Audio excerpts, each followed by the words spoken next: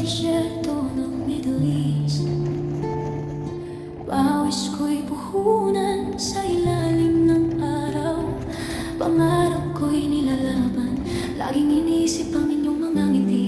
Ngunit bakit parang ako'y hindi ninyo pinapansin? Bawat gabi tahimik habang kayo'y masaya. Ako'y nag-iisa, umiiyak sa kama. Nagpapakabaliw sa tanong sa sarili, mahal pa ba nila ako o ako'y nakalimutan na?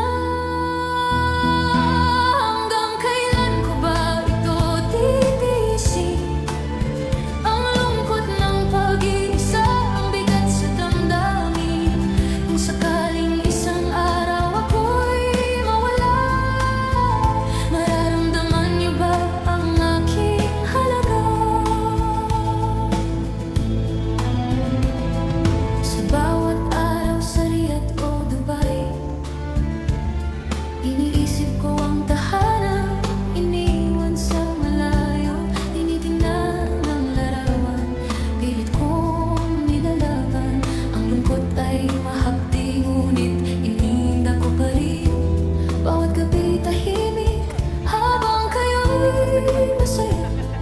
Ako'y nag-iisa, umiiyak sa kama. Nagpapakabaliw sa tanong sa sarili, mahal pa ba nila ako o ako'y nakalimutan na? Hanggang kailan ko ba ito titiisin? Ang lungkot ng pag-iisa, ang bigat sa damdamin. Kung sakaling isang araw ako'y mawala, mararamdaman niyo ba ang aking halaga? Hindi niyo ba naririnig ang hikbi ng isang OFW? Sa bawat tawag pilit pinapawi ang lungkot na di matalo. Kung pag-ibig ang hanap, bakit tila wala kayong sagot? Baka sa kabaong ko lang kayo magbibigay ng yakap.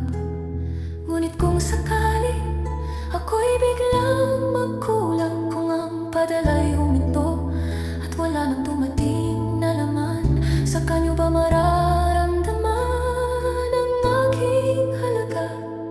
Kung ang sakripisyo ko'y tuluyan ang nawala, hanggang kailan ko ba ito titiisin? Ang lungkot ng pag-iisa, ang bigat sa damdamin.